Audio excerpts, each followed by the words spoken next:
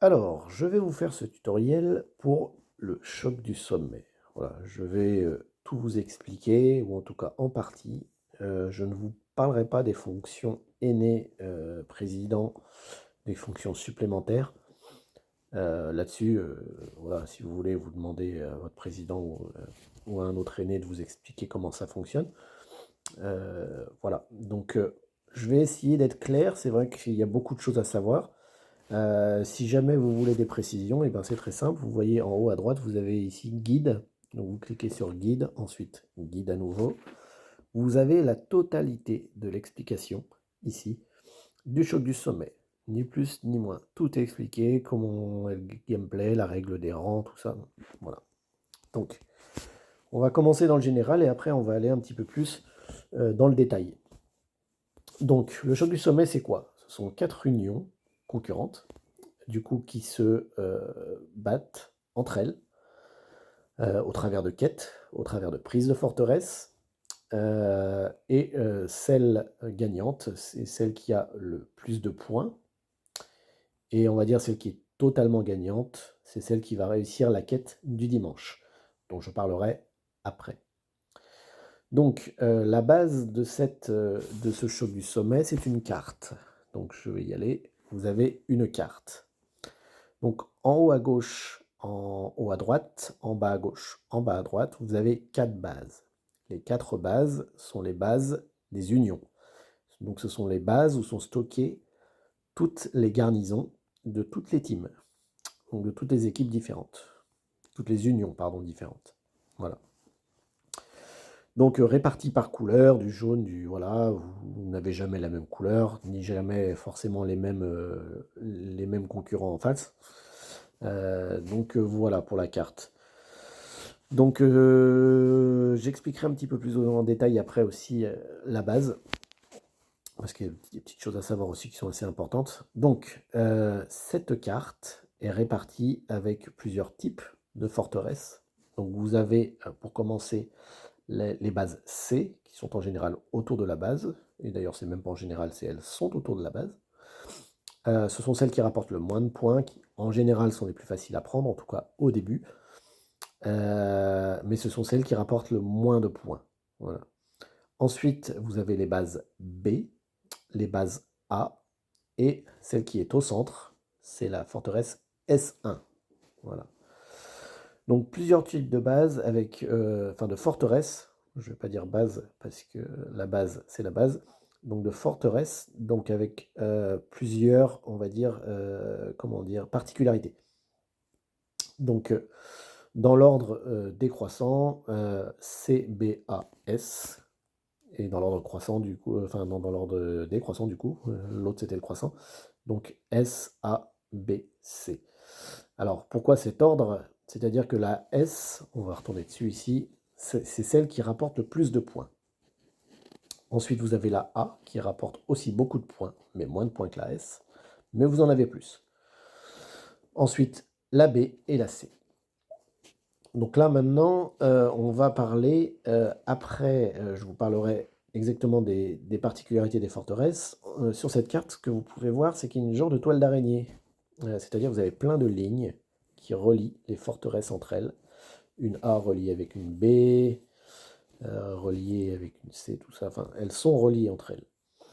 Donc ces lignes servent tout simplement à savoir quelle base, quelle forteresse, pardon, vous pouvez attaquer. C'est-à-dire qu'on va prendre celle-ci, par exemple, qui est la C4. Donc la base C4, elle est reliée du coup à la base, comme vous le voyez avec cette ligne. Elle est reliée à C5, elle est reliée à C1, et elle est reliée à B4. Elle est reliée aussi à B3, et de l'autre côté, elle n'est pas reliée à B9. Vous n'avez pas de ligne ici. Ça, c'est important de le savoir. Donc en fait, tout simplement, ces lignes vous servent à savoir quelle forteresse vous pouvez attaquer, ou quelle forteresse vous ne pouvez pas attaquer. Donc si vous êtes sur C4 et que vous voulez B4, vous pouvez, parce qu'elles sont reliées par une ligne. Mais par exemple, si vous voulez sur A1 sans prendre B4, ce n'est pas possible, hein. Vous ne pouvez pas sauter de forteresse, sauf avec le dirigeable, mais ça c'est une autre particularité, mais vous ne pouvez pas. Donc il faut forcément que ces bases soient reliées par une ligne. lignes présentes vraiment tout autour de la map. La particularité de S1, c'est comme vous voyez, tout autour, il y a des lignes, vraiment tout autour. Donc ça en fait la base qui est quand même la plus exposée. Voilà. Donc ce qu'il faut savoir, donc on va parler maintenant des différentes forteresses. Donc on va commencer par S1. Donc S1, comme je le disais, est celle qui rapporte le plus de points et celle où on peut mettre le plus de garnisons dessus. Vous pouvez en mettre jusqu'à 40 garnisons dessus. Donc si elle est remplie, c'est-à-dire qu'après vous ne pouvez plus mettre de garnison, et ben du coup il y en aura 40. Voilà. Donc après, bon, je pense que ça vous le savez, j'ai pas besoin de spécifier. Pour déplacer, si admettons nous avions S1, pour déplacer c'est très simple, vous allez sur la forteresse, bon je vais pas aller sur S1, je vais aller sur une autre, et vous mettez en bas à gauche ici déplacer. Bon là on ne l'a pas, donc voilà, si vous voulez l'attaquer, vous mettez attaque, c'est aussi simple que ça. Donc je parlerai après des charges de renfort. Donc S1 est une base qui vraiment, vous pouvez la prendre, mais ça reste risqué, ça dépend de qui vous avez en face, c'est un petit peu compliqué. Le mieux c'est de la prendre si vous le pouvez, si vous sentez qu'elle peut tenir, parce que en fait, c'est quand on parle de points, et quand on parle ici de classement de l'union, parce que ça ce sont du coup les classements des différentes unions durant le week-end. Ce qu'il faut savoir, c'est que S1, si vous la prenez et que vous la prenez une minute, c'est totalement inutile, c'est-à-dire qu'elle ne vous rapportera pas de points. Il faut que en fait, chaque point est remis à jour toutes les heures. Alors, exactement, je ne sais pas si vous la prenez plus de 30 minutes, est-ce que ça vaut... Je pense que oui, il y a un petit prorata, mais voilà, il faut dans l'idéal qu'elle tienne au moins une heure pour qu'elle vous rapporte un maximum de points.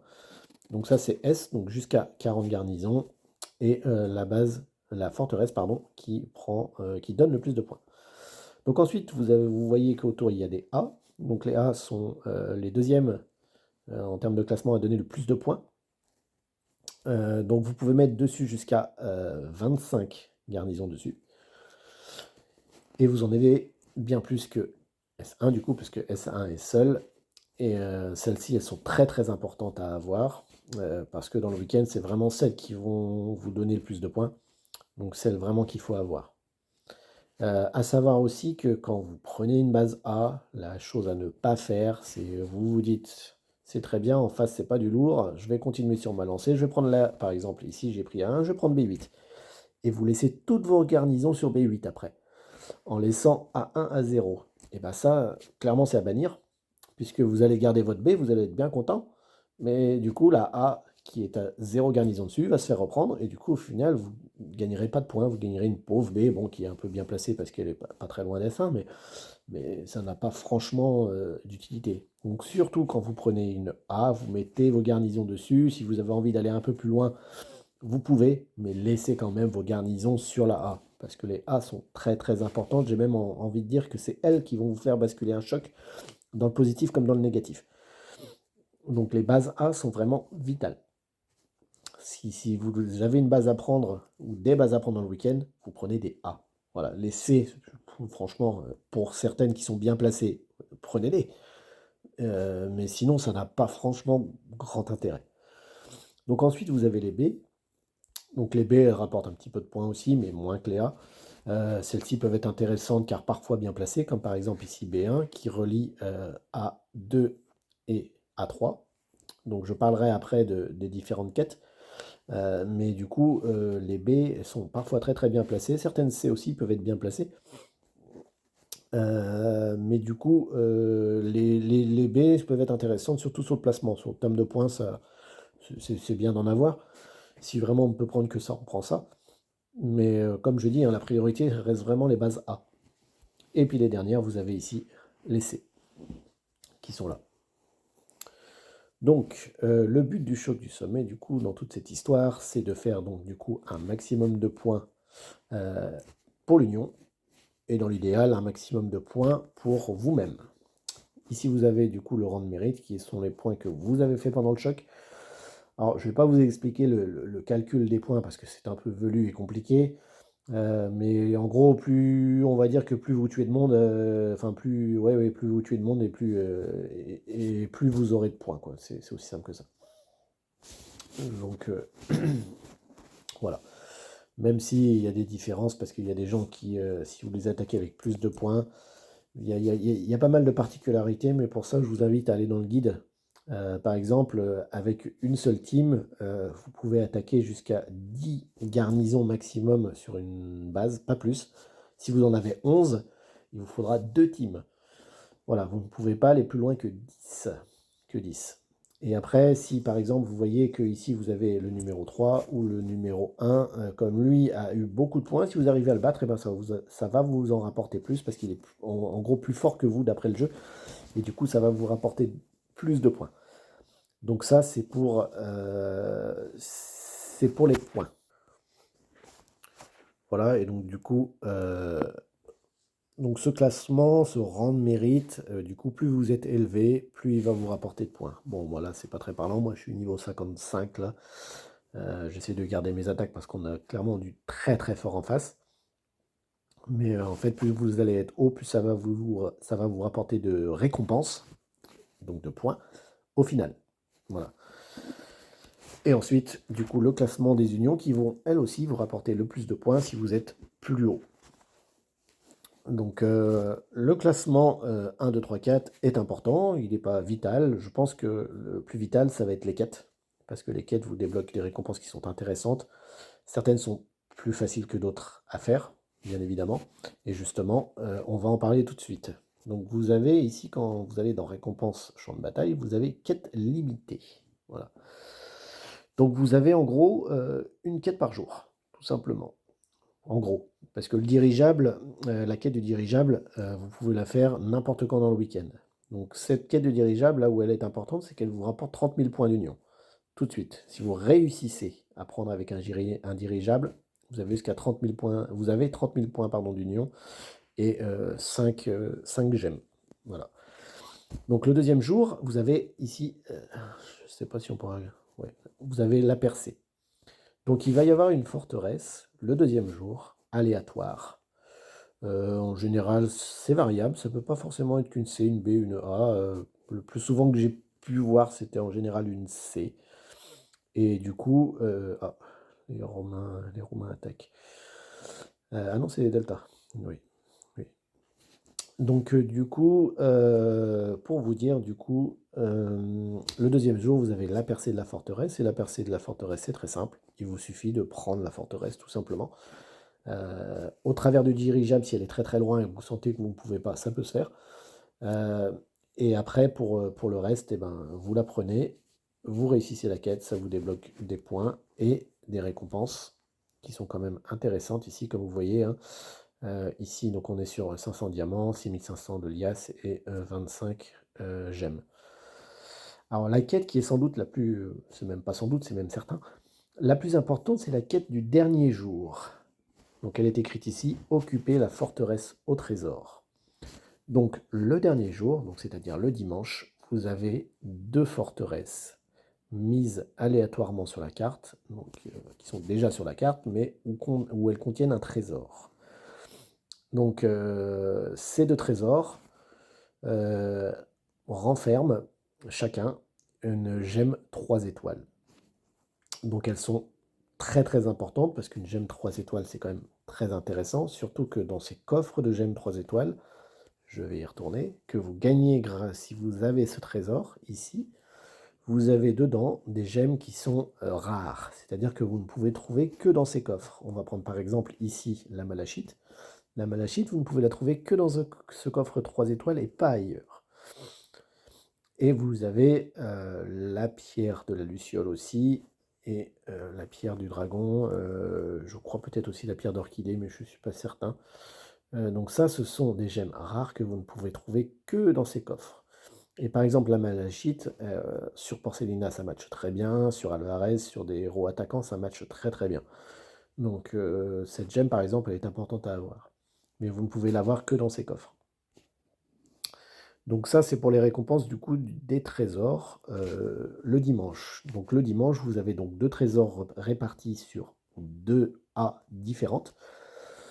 Ce ne sont pas toujours les mêmes, même si souvent elles sont plus ou moins au même endroit, mais ça peut quand même être variable. Normalement, il n'y a pas de règle sur c'est celle-ci, c'est celle-là. Voilà, c'est au choix du jeu qui choisit les forteresses.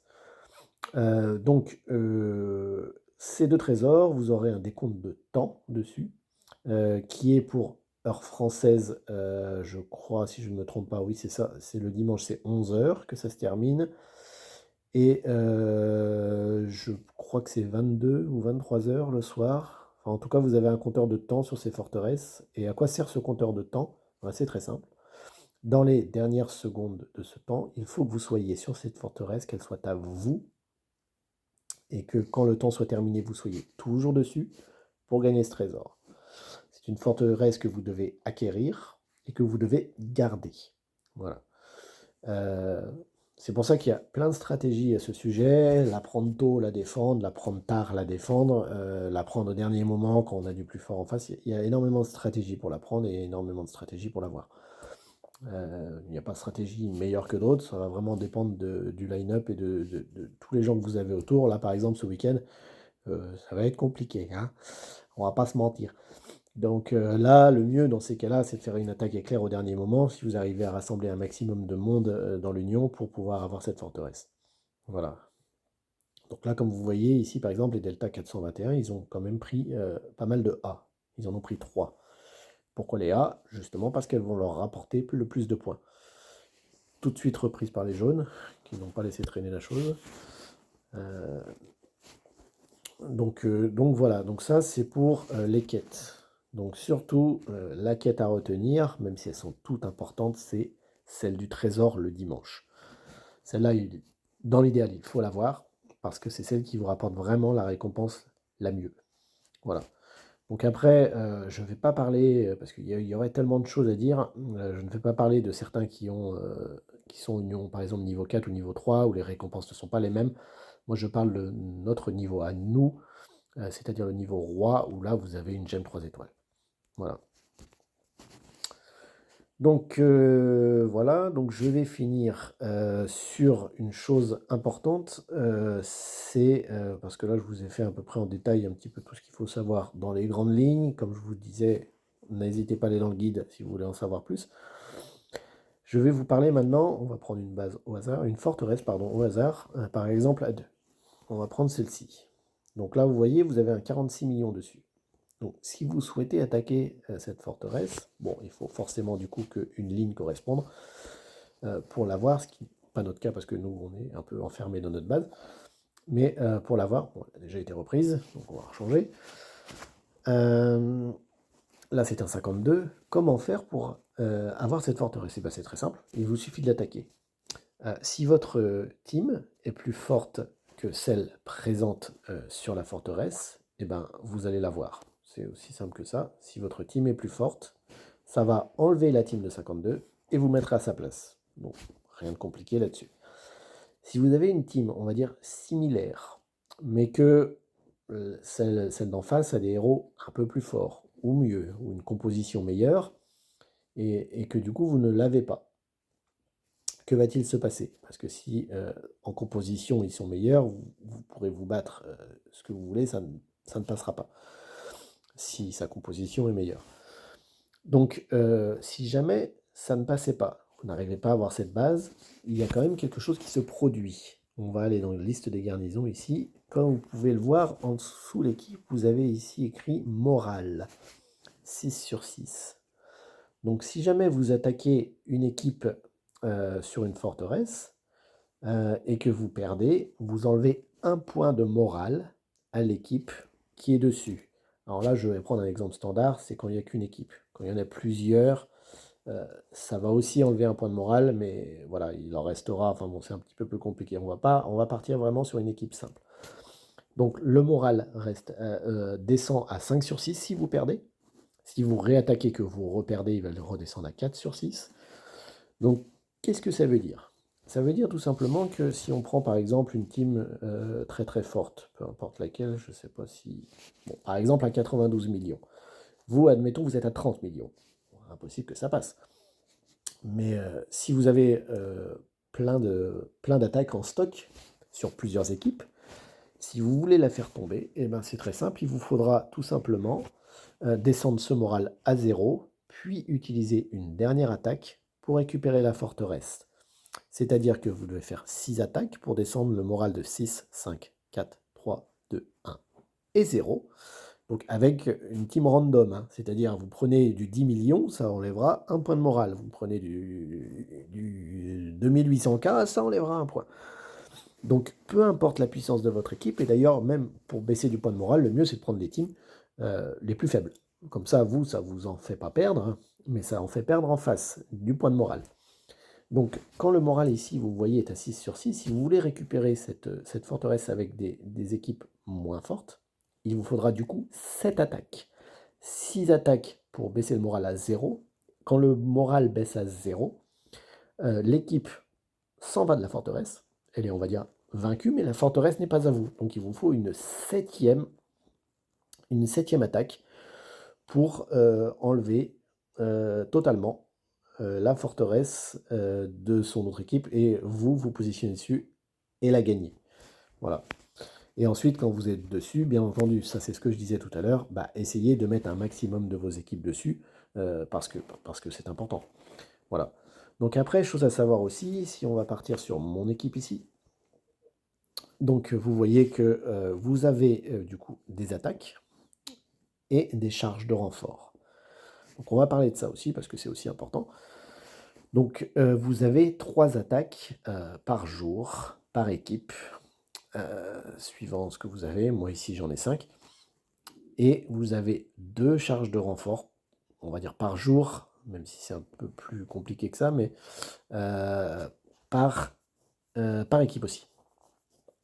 Donc vous commencez à 3 sur 3, et quand vous attaquez une forteresse, et 2 sur 3, 1 sur 3, bon ça, rien de compliqué.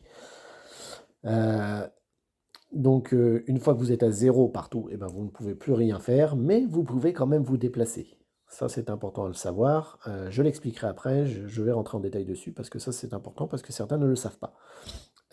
Du coup, donc vous êtes à 3 sur 3, les premières charges, on va dire, d'attaque que vous récupérez, c'est au bout de 8 heures, c'est-à-dire qu'à la reco, vous avez 3 sur 3, vous utilisez une attaque, vous en récupérez une au bout de 8 heures. Les charges de renfort, je crois que si je ne me trompe pas, ça doit être toutes les 10 heures que vous en récupérez une, et vous en avez du coup 2 sur 2. Alors, pour les charges de renfort, c'est très simple. Quand vous attrapez une base, bon, j'aurais pas d'exemple malheureusement ici à vous montrer, mais quand vous récupérez une base et qu'elle est ici disputée, alors le terme disputé est important. Quand vous voyez ces deux épées là qui s'entrechoquent, et ce temps, ça veut dire que la forteresse est disputée. Et quand elle est disputée, ça veut dire que dès que vous allez vouloir vous déplacer, vous mettez déplacer ici, eh bien, elle va vous enlever une charge de renfort, que vous trouvez ici en dessous des charges d'attaque. Là, par exemple, sur ma deuxième équipe, j'en ai que 0 sur 2. Donc, quand elle est disputée, ça vous utilise une charge de renfort. Par contre, si, admettons, vous voulez aller sur une A que vous avez déjà prise, c'est-à-dire après ce temps de là 25 minutes qu'il reste, on va prendre une au pif. Par exemple, si un jaune ici veut se déplacer sur A6, et dans mon équipe ici, même s'il n'a absolument rien, s'il a 0 de partout, il peut se déplacer aléatoirement n'importe où sur la carte à partir du moment où la base a été prise et où elle n'est pas disputée. Donc c'est pour ça que là, par exemple, admettons ici, vous voyez, ils ont mis 4 teams, ce qui est pas mal. Au bout de ces 24 minutes, si quelqu'un veut se déplacer pour renforcer cette base A, mais qu'il n'a plus de charge de renfort, il attend ces 24 minutes, et au bout de ces 24 minutes, il peut se déplacer pour pouvoir se mettre sur cette forteresse. Donc voilà, donc ça c'est pour les charges de renfort. Donc c'est important de savoir qu'on peut quand même se déplacer même si on n'en a plus. On peut quand même renforcer même si on n'en a plus. Il faut juste que les forteresses soient à nous et ne soient pas disputées. Voilà pour l'information. Donc voilà, j'en reste là. Et puis si vous avez des questions, n'hésitez pas. Je pourrais rentrer en détail sur autre chose, mais si vraiment vous avez des doutes dans ce cas-là, moi je vous invite à aller dans le guide, hein. Vraiment, tout est expliqué, il y a tout qui est noté, l'explication les règles de bataille, tout ça, voilà. Bon, bah, merci à vous et puis n'hésitez pas si vous avez des questions.